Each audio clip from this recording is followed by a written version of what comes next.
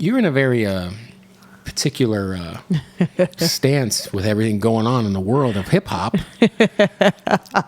It's exciting right now, huh? It is. And I obviously there's been some like extra unnecessary noise. And I was just having that conversation. It's a lot of noise right now, and inserting into a moment that's like special. You're making it corny now. Like, right. I feel like it's gotten really corny this past week. Let the main event be the main event. I agree. Please. I agree. But it's interesting because I always like, even like rewinding a few weeks, you've worked with Cole and you obviously have worked with Kendrick a bunch. You're,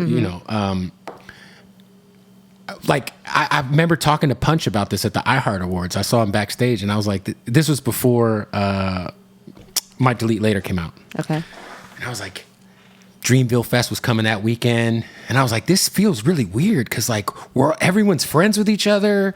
Like TD and Dreamville are like this, like all the fans are kind of like interwoven. Wow. Like, you know, Schoolboy Q and SZA's on Dreamville Fest. Like Kendrick and Cole are friends. But it felt great.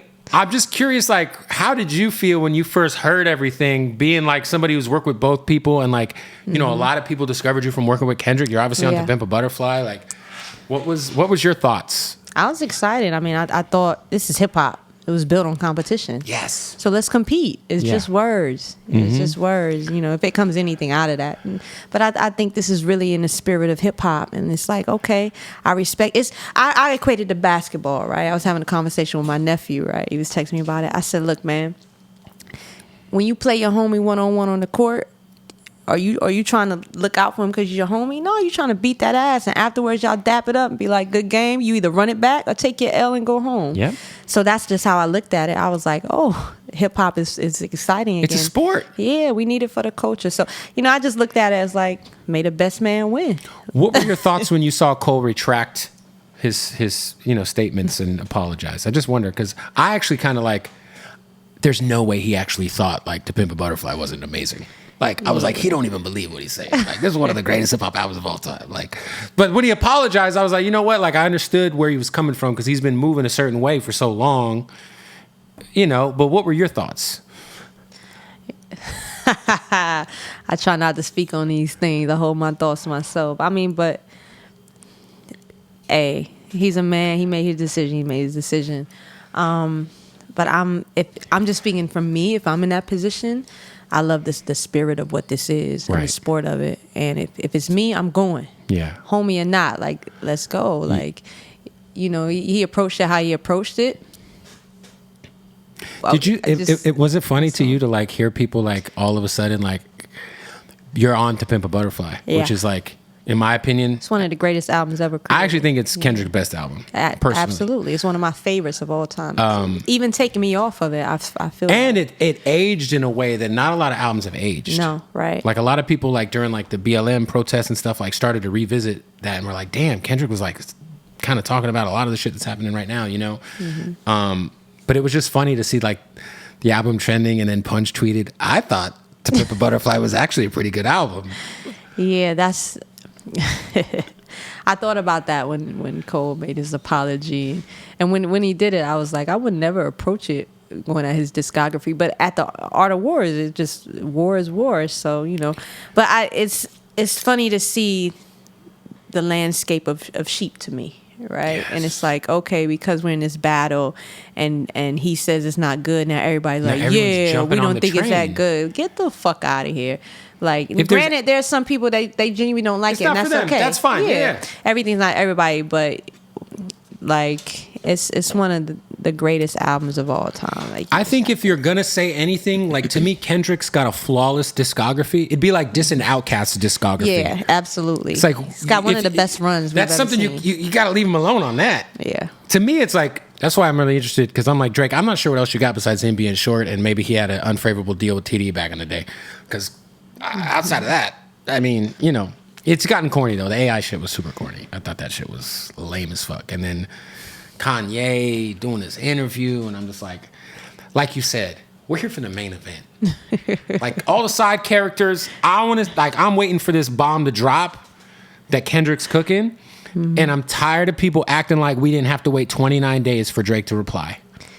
Yeah, I mean, this is the social media. Everybody thinks that you have to move at their pace. Like if we talk about the spirit of hip hop, I was thinking back when Nas and Jay were in battle, and Jay put out Takeover September 11th on 2001. Yep. Nas responded on December 4th, his birthday. Like 3 months later. 3 months later. So you know. And we know Kendrick. He's intentional about everything. So, you know, I love that he's always continuing to do him and moving at the pace he has. Like, let the noise die down, if anything, please. Yeah, we waited 29 days for Drake to reply. Just again, 29 days. But with that being said, it is the most excited. Yeah. I'm just excited because I'm like, yo, one day, like I'm gonna wake up and Kendrick's gonna, because I know he's about to come crazy. It's exciting. It's exciting. And then Quavo and Chris Brown are going at each other. That shit's getting a little ugly, but it's just a lot. I feel like it's like people are seeing how good it is for business to beef, kind of, and they're all trying to get their little like. Cat Williams set it off, didn't he? He set it off. He kicked the year off with the craziest interview ever, and people just been moving like that. Yeah, I was like, yo, it's getting weird out here. It's pretty crazy. Talk to me about why it's taken you 4.5 years to drop a new body of work. Yeah, I had a lot to say, and it took me about 4 years to get it all out. I was told you don't stop recording until you don't have anything else to say. So I allow myself the grace and the time to grow in that period, to heal in that period, to learn, and you know, to really figure out all of what I wanted to say and then what I wanted to share with the world. Yeah, that was it. I think too, like sometimes people will put out music just because they feel like they have to, or just for the sake of putting out music, but there's not intention behind it. No. And usually that's when we get like this microwavable music that people don't live with, that doesn't age well. It's there for the moment, and which is okay if that's what you want to do. I'm just not that type of artist. Right. You know, I want to put out things that will stand the test of time, that'll be a blueprint for people to look back to, that will be a soundtrack for this life and the next, you know. So what was your, like, where did you draw the most inspiration for this body of work? Musically, Lauryn Hill's Unplugged. The honesty, the rawness of it. I love the Unplugged. Her and Jay-Z's got the best 2 Unplugs ever. That you ain't never lied, bro. A day in your life. So that was a big inspiration. Probably the biggest. Honestly, that's where I really pull from the most. During the pandemic, I would drive to New York 6-7 times and just play that album over and over again. Other than that, it was just like things I would read. Right. Untamed by Glennon Doyle was a book that I read. James Allen, 21 Books. It just really allowed me to give myself permission to be human. Right. And that's what fed everything else.